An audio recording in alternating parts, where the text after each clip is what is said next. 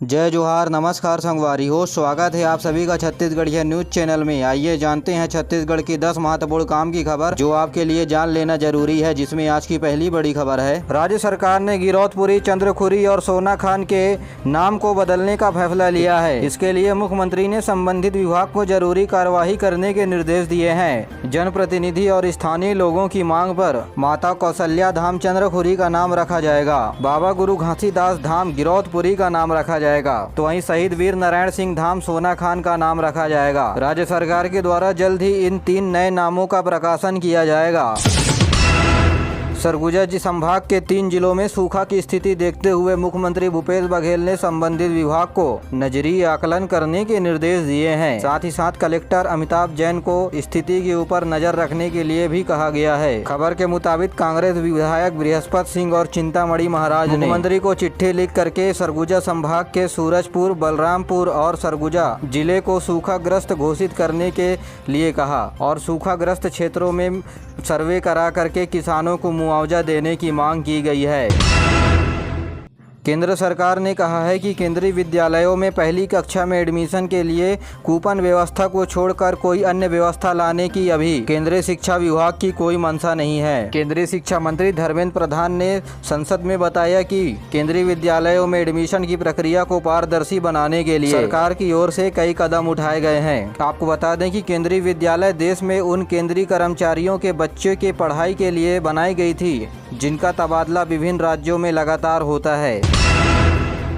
छत्तीसगढ़ माध्यमिक शिक्षा मंडल ने डीएलएड प्रथम मुख्य परीक्षा की परीक्षा परिणाम की घोषणा कर दी है। डीएलएड प्रथम वर्ष में करीब 62% परीक्षार्थी तो वहीं सेकेंड ईयर में 72% परीक्षार्थी पास हुए हैं। रिजल्ट माध्यमिक शिक्षा मंडल के वेबसाइट www.cgbsc.gov.in पर भी उपलब्ध है।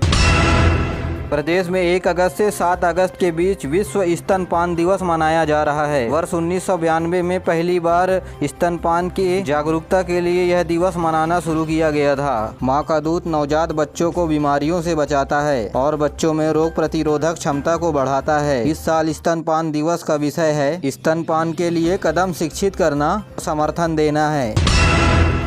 आज़ादी के अमृत महोत्सव के तहत रायपुर रेल मंडल में अलग अलग कार्यक्रमों का आयोजन किया गया। इस दौरान एकता के संदेश देने के लिए जिसमें 53 अधिकारी और रेलवे सुरक्षा के जवान भाग लिए। रायपुर के रेलवे कॉलोनी में करीब 70 से अधिक फलदार और छायादार वृक्ष लगाया गया।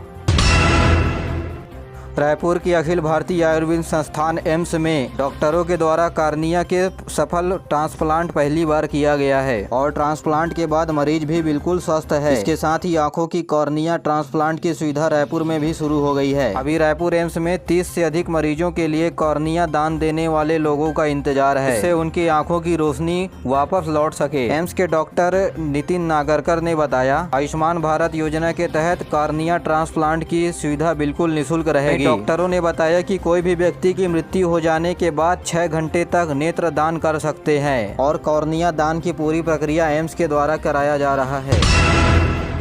कॉमनवेल्थ गेम में छत्तीसगढ़ के बैडमिंटन खिलाड़ी आकर्षि कश्यप का शानदार प्रदर्शन जारी है। अपने दूसरे मैच में साउथ अफ्रीका के खिलाड़ी को 21-11 और 21-12 से हराकर अपनी टीम को सेमीफाइनल में पहुंचा दिया है। बीते दिनों हुए खेल में आकर्षि कश्यप ने अपने खेल का आक्रामक प्रदर्शन किया।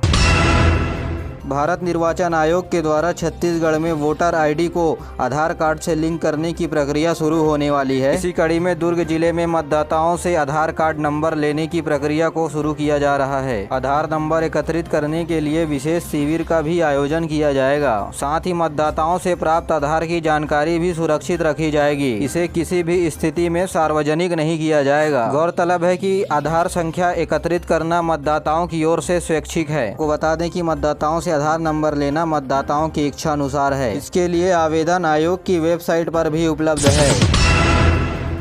राज्य में बच्चों की कुपोषण को जांचने के लिए 1 अगस्त से प्रदेश के सभी आंगनबाड़ी केंद्रों में वजन त्योहार शुरू किया गया।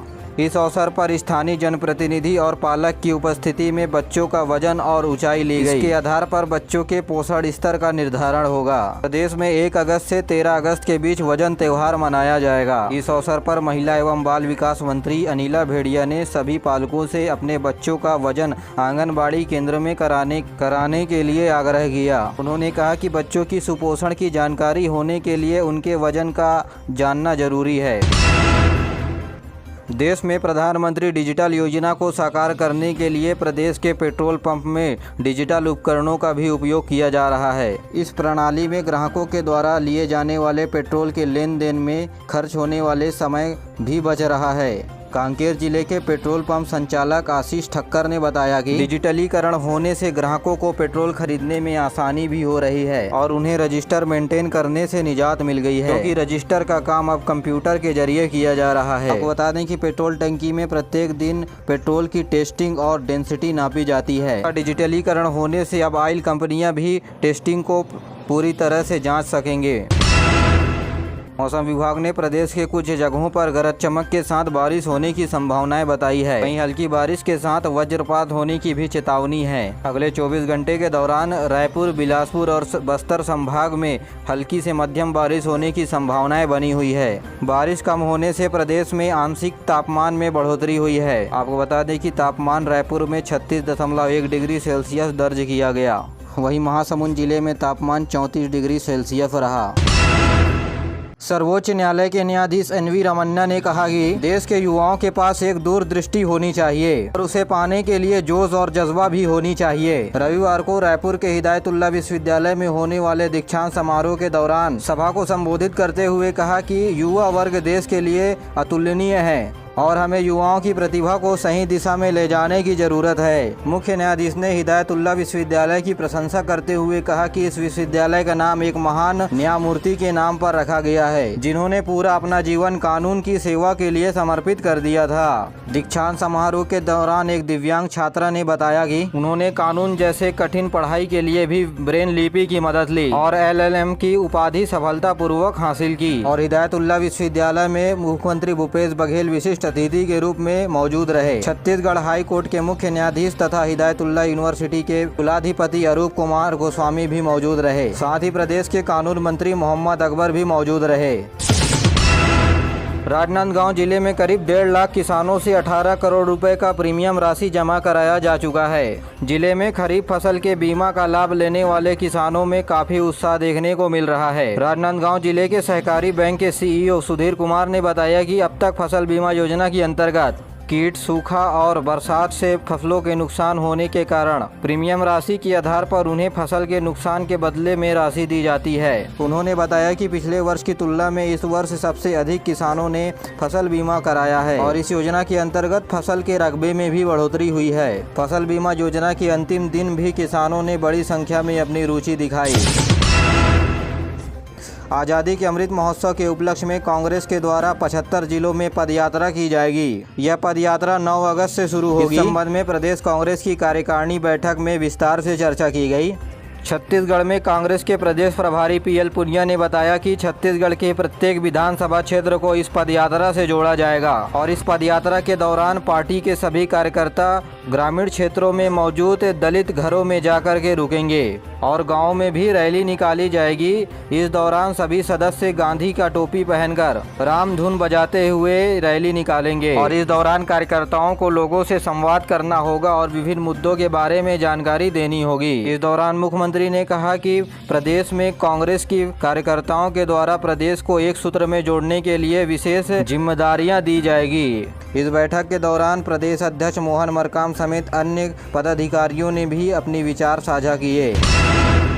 दुर्ग संभाग के आयुक्त ने जिला पंचायत बेमेतरा का दौरा किया। इस दौरान उन्होंने अधिकारियों से लंबित प्रकरण के बारे में जानकारी ली और उन्हें समय पर निराकरण करने के निर्देश भी दिए। संभाग आयुक्त ने सी-मार्ट का भी निरीक्षण किया। इस दौरान वे महिला स्व सहायता समूहों के द्वारा बनाए गए विभिन्न हर्बल उत्पाद, अन्य खाने पीने की वस्तु के बारे में जानकारी ली। गौमूत्र खरीदे के दूसरे दिन कबीरधाम जिले के गौपालकों में उत्साह देखने को मिला। जिले के बिरकोना और वीरेंद्र नगर 2 गौठानों में मूत्र खरीदी की जा रही है। प्रदेश के पहले दिन ही 307 लीटर गौमूत्र खरीद कर प्रदेश में पहला स्थान कबीरधाम जिले का है। आज़ादी के अमृत महोत्सव के दौरान देश भर में 13 अगस्त से 15 अगस्त तक हर घर तिरंगा अभियान चलाया जाएगा। इसके लिए देश भर में तैयारियां की जा रही है। छत्तीसगढ़ में भी इसकी तैयारियां जोरों शोरों से चल रही है। हर गांव, हर गली मोहल्ला में तिरंगा फहराने की अभियान शुरू हो गई है। संबंध में भाजपा के विधायक और वरिष्ठ नेता बृजमोहन अग्रवाल ने बताया कि केंद्र सरकार डाकघर के माध्यम से तिरंगा उपलब्ध करा रही है। उन्होंने कहा कि प्रदेश के सभी भाजपा कार्यालयों में तिरंगा उपलब्ध कराया जाएगा। श्री अग्रवाल ने सभी वर्ग के लोगों को इस अभियान का हिस्सा बनने की अपील की है।